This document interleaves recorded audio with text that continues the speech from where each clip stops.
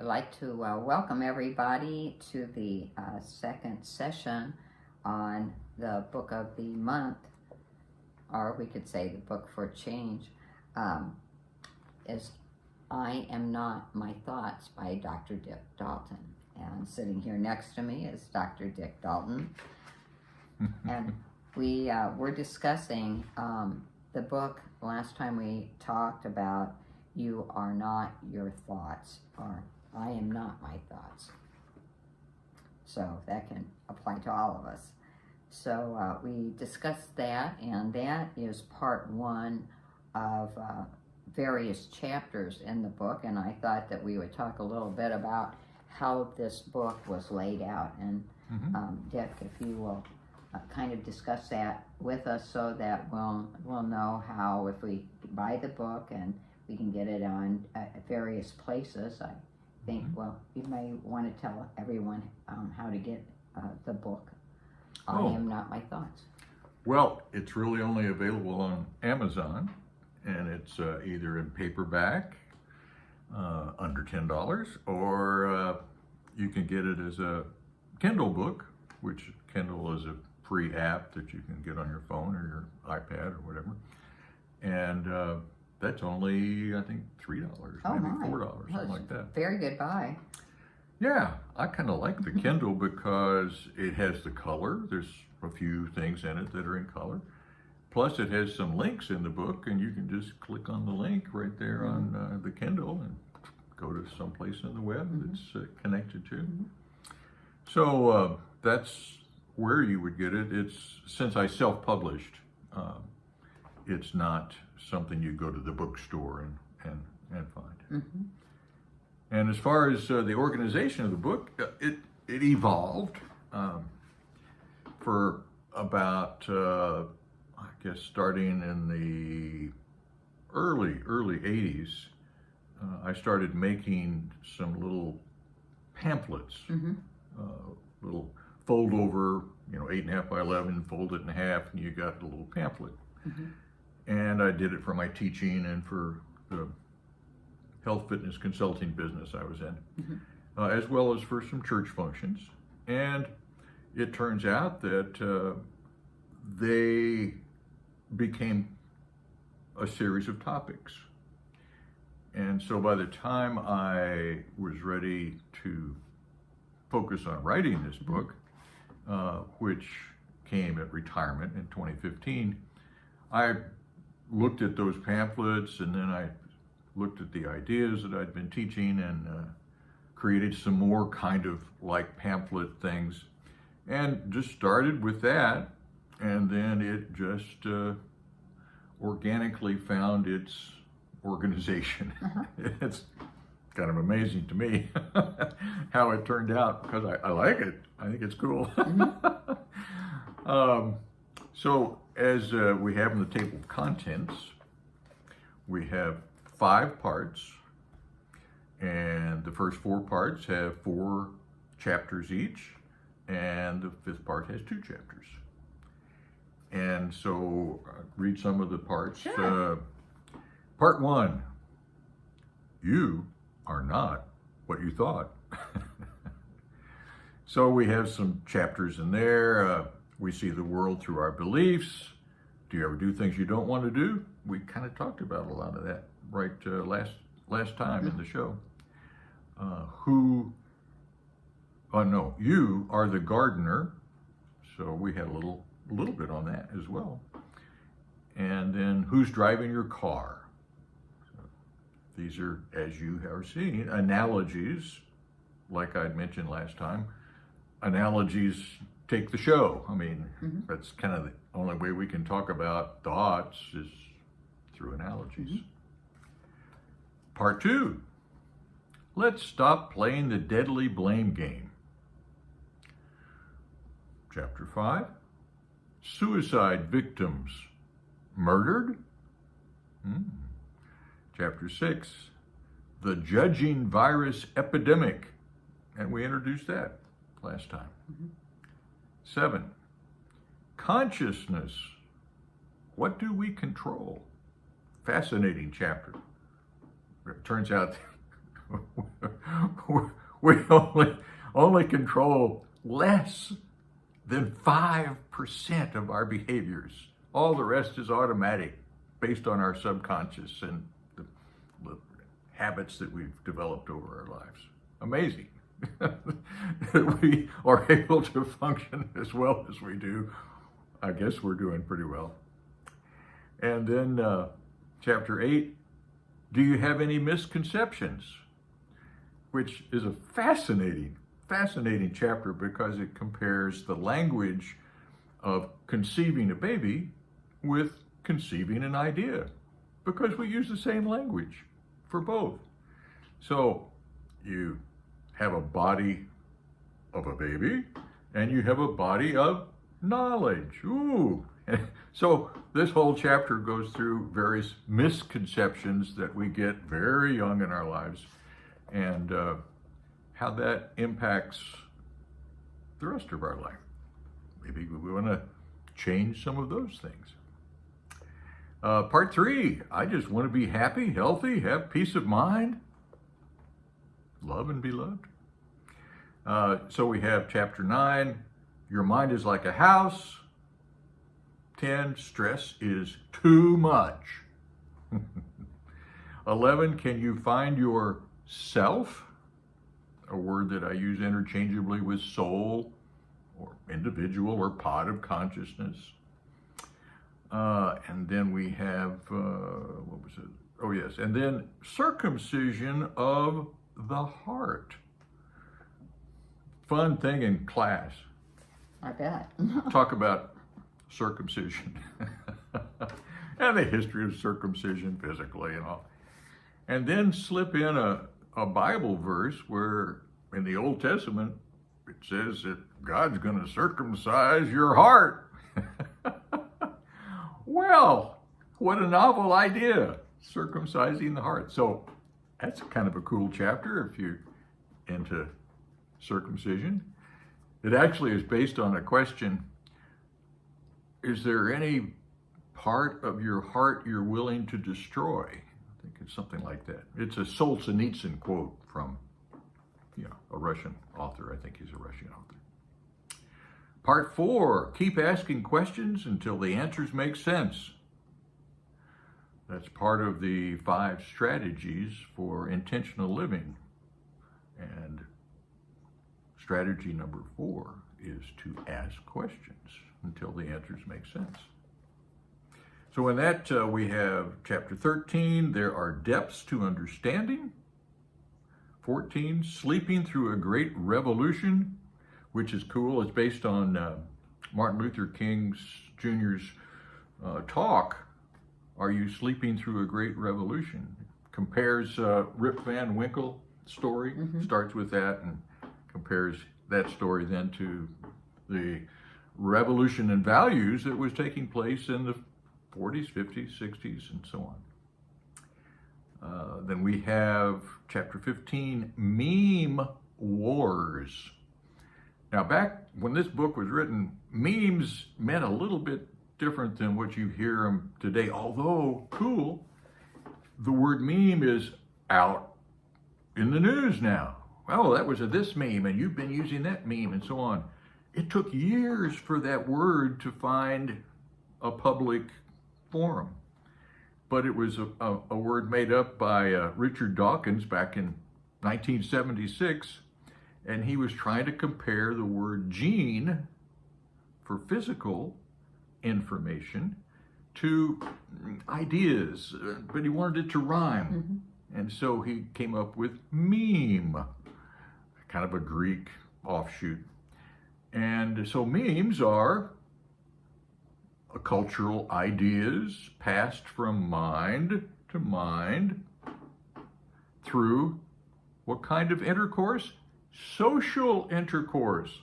Oh, yes, that goes back to our conception chapter, where physical intercourse is compared to social intercourse, which is simply communication. It's so cool. So that one's the meme wars, ideas battling each other.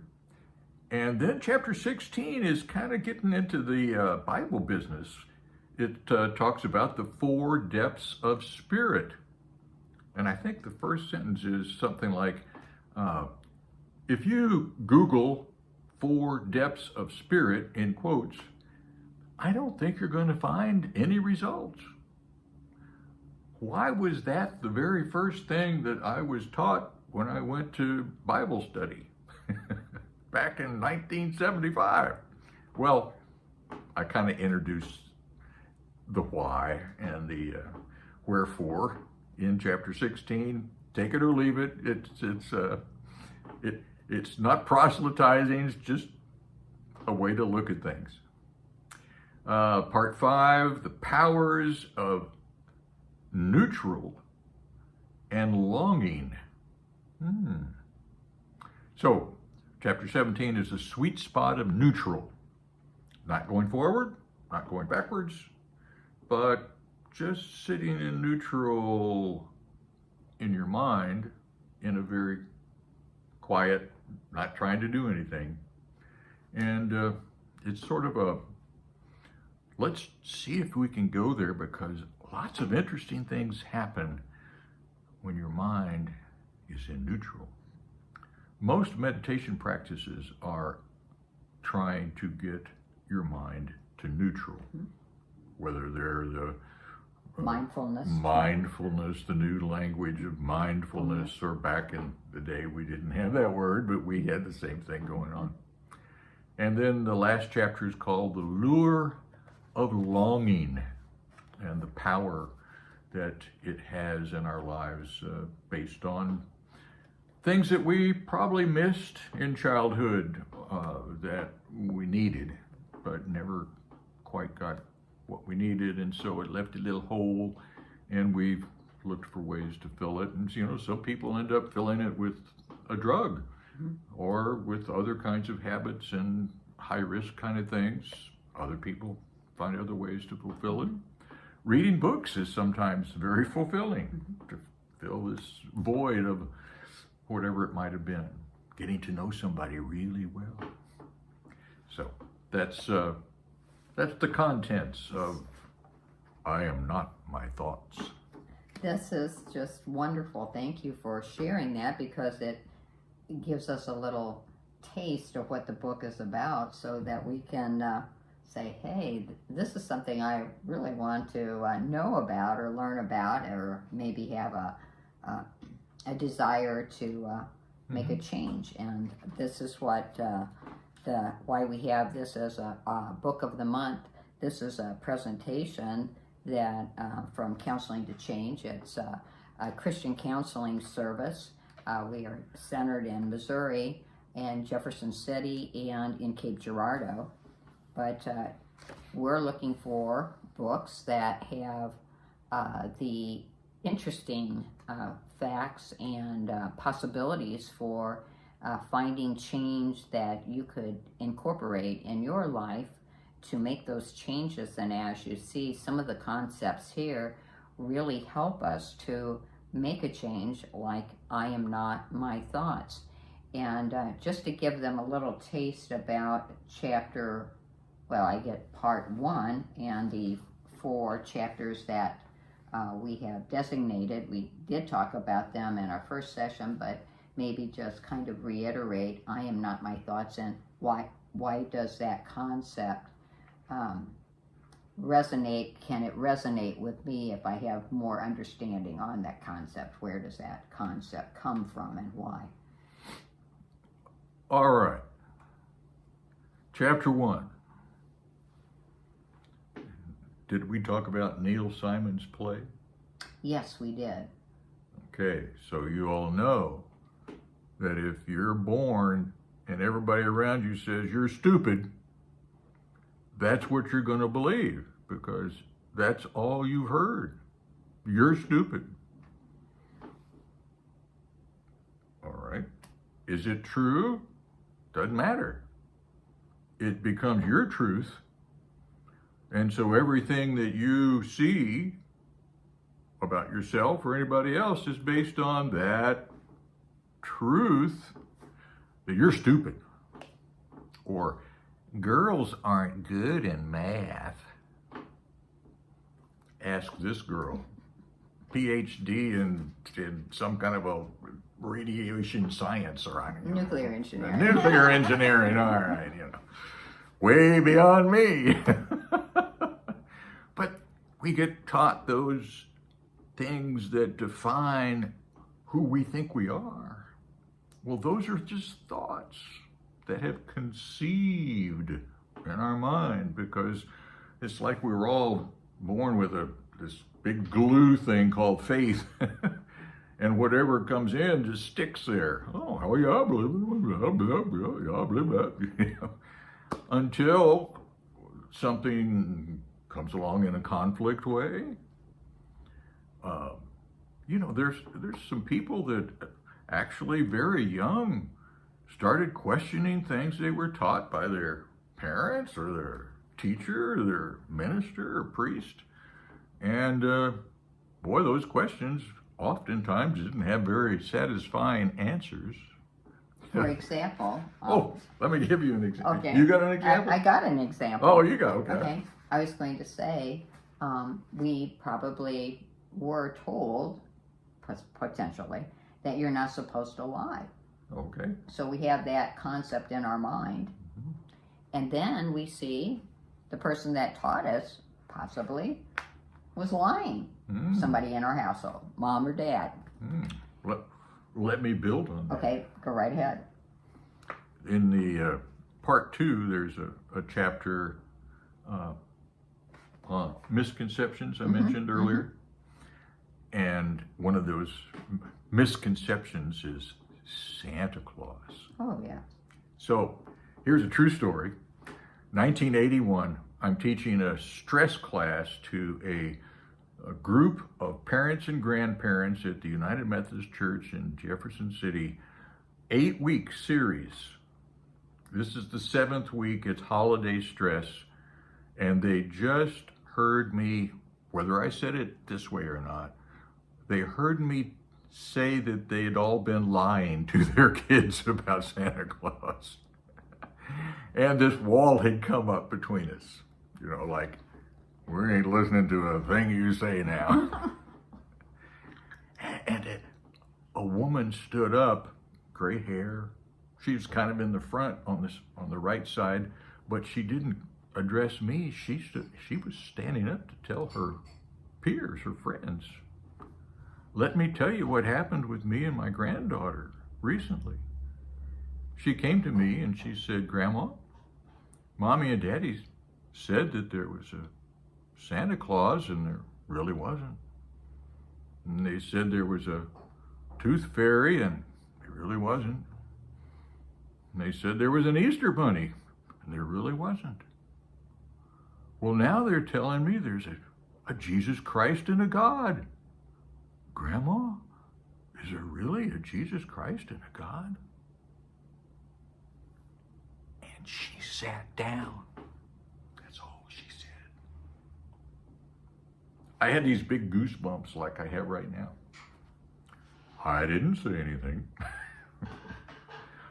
But the wall melted. And we went on.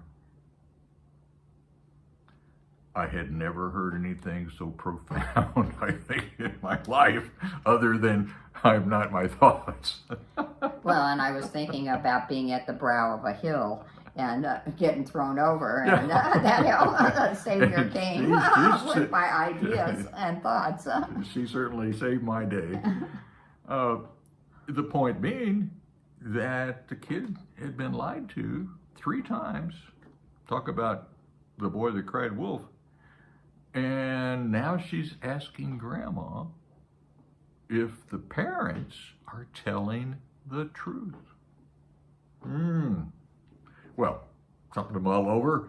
It's in chapter 8, I think, of the book.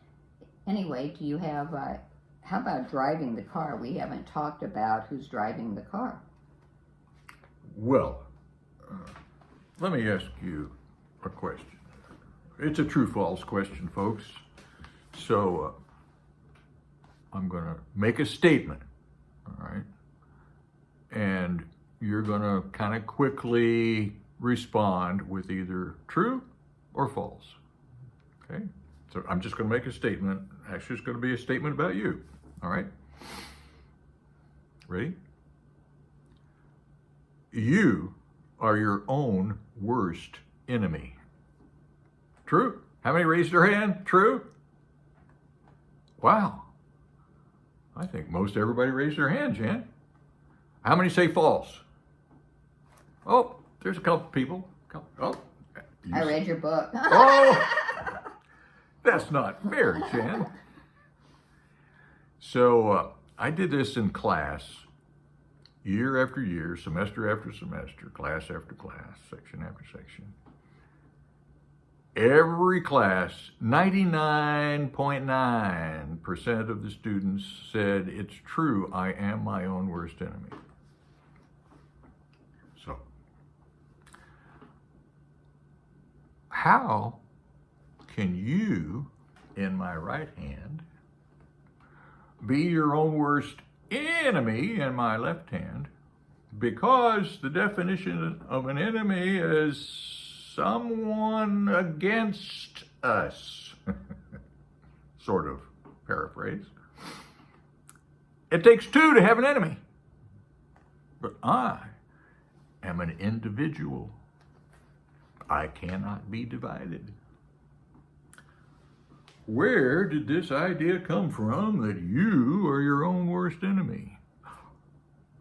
Did you hear that from your coach when you were supposed to tackle that guy and you got tackled instead? Or, thousands and thousands of different examples on how someone felt as though they could put you down and make it your responsibility and your fault because you are your own worst enemy. I told you what to do and you didn't do it. That's how we get judged. You see how that worked? Somebody told me that I was my own worst enemy. And normally, what do you do to enemies? Sometimes you take a squirt bottle and squirt them and so they die. Sometimes you drop bombs on them so they die. I don't want to be wanting to kill myself. Why would I believe I'm my own worst enemy? That's dangerous. If you're teaching somebody that, that's dangerous. Please don't. It's not true. Now, just because you told them to do something and they may not have done it perfectly, so what? They're doing their best with what they've got, with what they understood, with their history, with their prior experience, with whatever body strength they have, etc., etc., etc.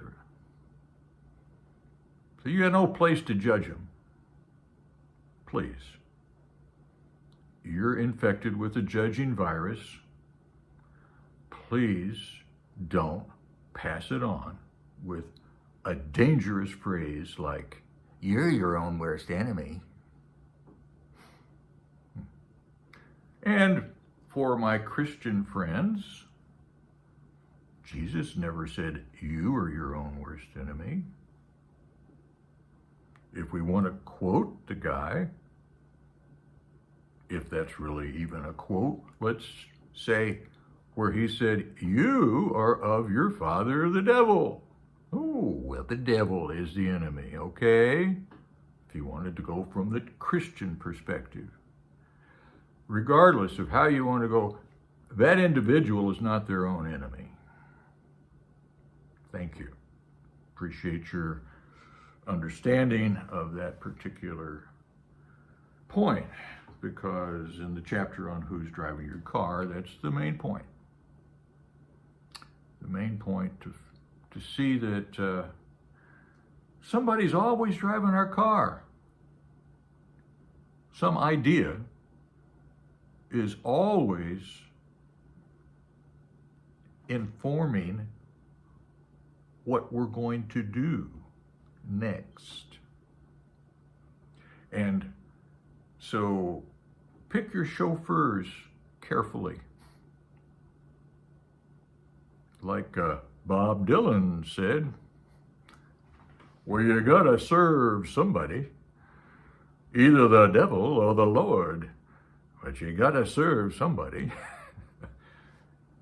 Here's Bob Dylan telling us, it's one thought or another. It's the angel on this shoulder or the angel on this shoulder. We're getting guidance from ideas that come from others. Maybe even intuition that may come from some realm we don't even know. Is the Akashic field. Angels. We don't know, but we feel guided at times. So we're the pod of consciousness. We're the one observing, listening, paying attention, trying to sort out all these messages that are coming in, and we get to choose our chauffeur. That's true. I think I'm going to go with you. So that's who's driving your car. A little bit. There's more to it than that, but that's a nutshell. Mm-hmm. I know that how powerful thoughts are. They have so much power over us.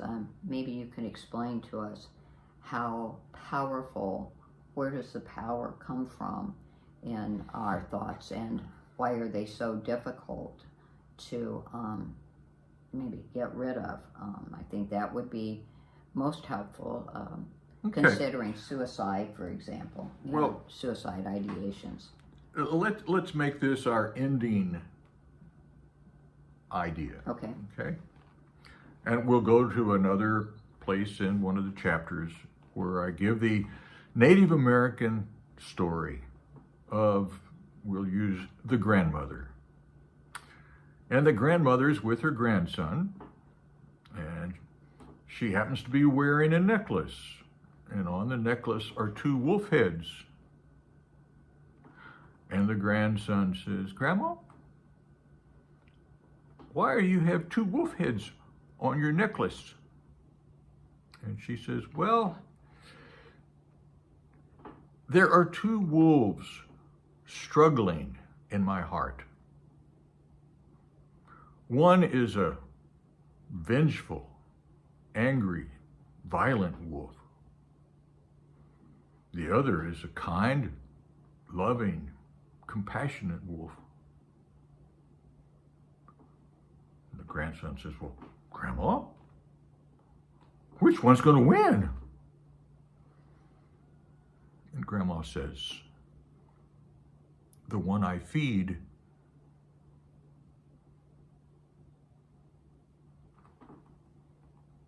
Power comes from feeding. So the more we feed a line of thought, the more we think upon a thought, the stronger it gets in our mind.